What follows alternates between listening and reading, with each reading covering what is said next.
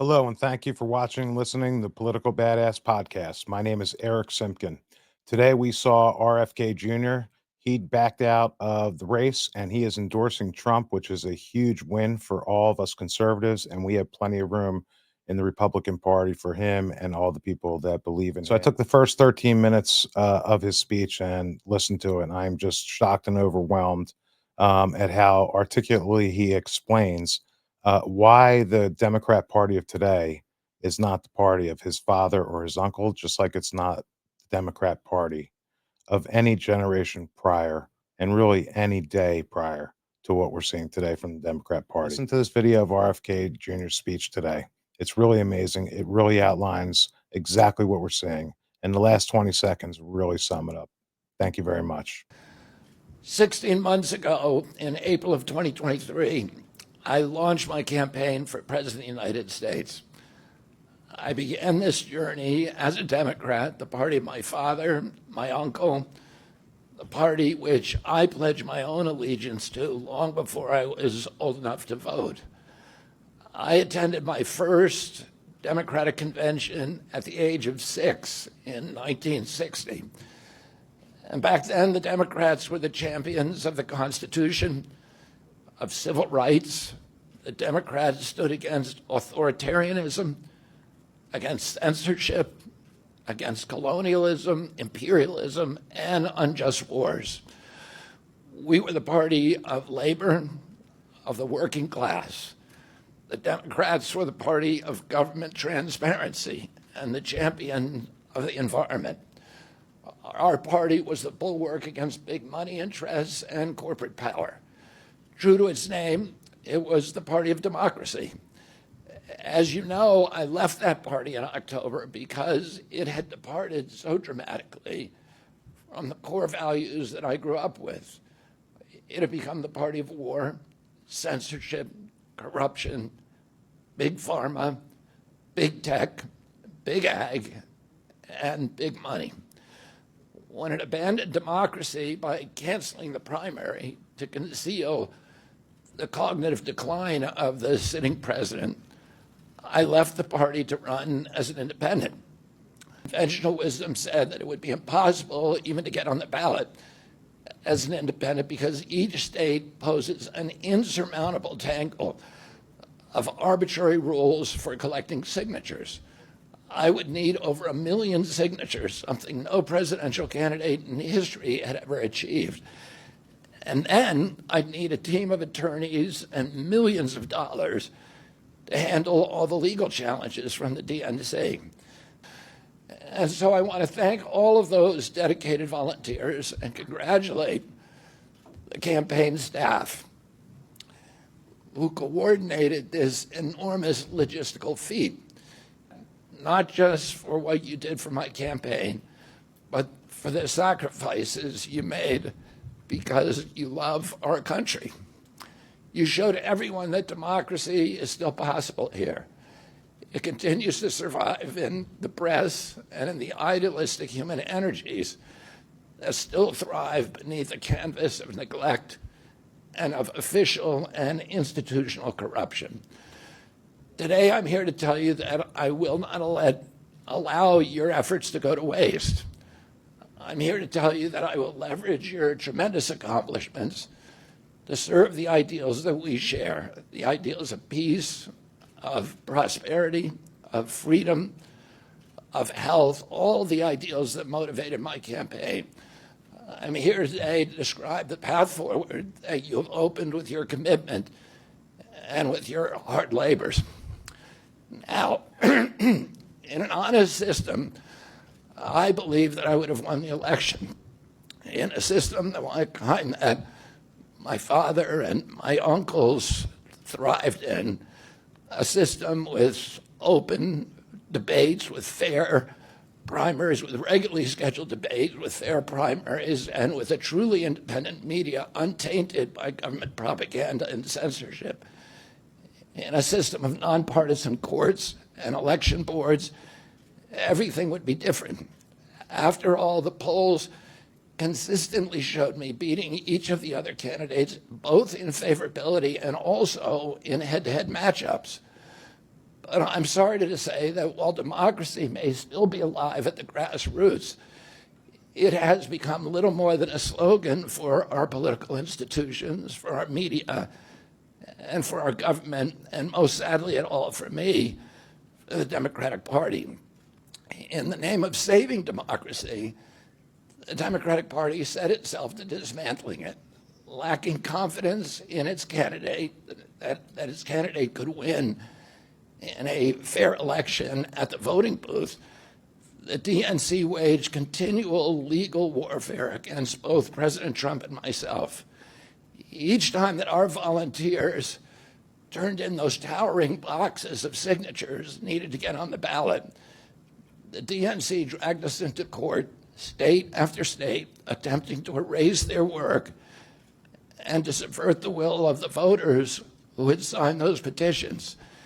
It deployed DNC-aligned judges to throw me and other candidates off the ballot and to throw President Trump in jail. It ran a sham primary that was rigged to prevent any serious challenge to President Biden. Then, when a predictably bungled debate performance precipitated the palace coup against President Biden, the same shadowy DNC operatives appointed his successor, also without an election. They installed a candidate who was so unpopular with voters that she dropped out in 2020 without winning a single delegate. My uncle and my father both relished debate. They prided themselves on their capacity to go toe-to-toe with any opponent in the battle over ideas. They would be astonished to learn of a Democratic Party presidential nominee who, like Vice President Harris, has not appeared in a single interview or an unscripted encounter with voters for 35 days. This is profoundly undemocratic. How are people to choose when they don't know whom they are choosing? And how can this look to the rest of the world? My father and my uncle were always conscious of America's image abroad because of our nation's role as the template for democracy, the role model for democratic processes, and the leader of the free world. Instead of showing us her substance and character, the DNC and its media organs engineered a surge of popularity for Vice President Harris based upon, well, nothing. No policies, no interviews, no debates, only smoke and mirrors and balloons in a highly produced Chicago circus. There in Chicago, a string of Democratic speakers mentioned Donald Trump 147 times just on the first day. Oh, who needs a policy when you have Trump to hate? In contrast, at the RNC convention, President Biden was mentioned only twice in 4 days. I do interviews every day. Many of you have interviewed me. Anybody who asks gets to interview me. Some days I do as many as 10. President Trump, who actually was nominated and won an election, also does interviews daily. How did the Democratic Party choose a candidate that has never done an interview or debate during the entire election cycle? We know the answers. They did it by weaponizing the government agencies. They did it by abandoning democracy.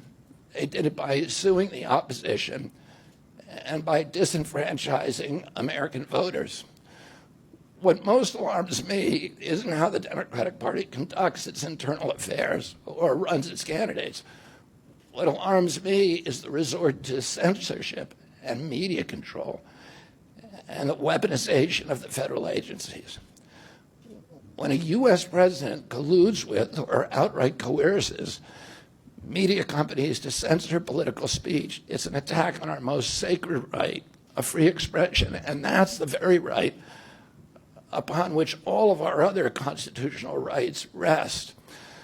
President Biden mocked Vladimir Putin's 88% landslide in the Russian elections, observing that Putin and his party controlled the Russian press and that Putin prevented serious opponents from appearing on the ballot. But here in America, the DNC also prevented opponents from appearing on the ballot. And our television networks exposed themselves as Democratic Party organs over the course of more than a year in a campaign where my poll numbers reached at times in the high 20s. The DNC-aligned mainstream media networks maintain a near perfect embargo on interviews with me. During his 10-month presidential campaign in 1992, Ross Perot gave 34 interviews on mainstream networks. In contrast, during the 16 months since I declared, ABC, NBC, CBS, MSNBC, and CNN combined gave only 2 live interviews from me. Those networks instead ran a continuous deluge of hit pieces with inaccurate, often vile, pejoratives and defamatory smears. Some of those same networks and colluded with the DNC to keep me off the debate stage. Representatives of those networks are in this room right now, and I'll just take a moment to ask you to consider the many ways that your institutions have abdicated this really sacred responsibility, the duty of a free press to safeguard democracy and to challenge always the party in power. Instead of maintaining that posture of fear, skepticism toward authority, your institutions have made themselves government mouthpieces and stenographers for the organs of power. You didn't alone cause the devolution of American democracy, but you could have prevented it. The Democratic Party's censorship of social media was even more of a naked exercise of executive power. This week, a federal judge, Terry Doty, upheld my injunction against President Biden, calling the White House's censorship project, quote, the most egregious violation of the First Amendment in the history of the United States of America. Doty's previous 155-page decision details how just 37 hours after he took the oath of office, swearing to uphold the Constitution, President Biden and his White House opened up a portal and then invited the CIA, the FBI, CISA, which is a censorship agency, it's the center of the censorship industrial complex, DHS, the IRS, and other agencies to censor me and other political dissidents on social media. Even today, users who try to post my campaign videos to Facebook or YouTube get messages that this content violates community standards. 2 days after Judge Doty rendered his decision this week, Facebook was still attaching warning labels to an online petition calling on ABC to include me in the upcoming debate. They said that violates community standards, their community standards. The mainstream media was once the guardian of the First Amendment and democratic principles, and it's joined this systemic attack on democracy. It also, the media justifies their censorship on the grounds of combating misinformation, but governments and oppressors don't censor lies. They don't fear lies. They fear the truth. Follow the Political Badass podcast on Rumble. You can also find it on YouTube, and you can find me on Facebook at Eric Simpkin. We need to get the word out and make sure that Donald J. Trump is elected president of the United States. Thank you very much, and God bless America.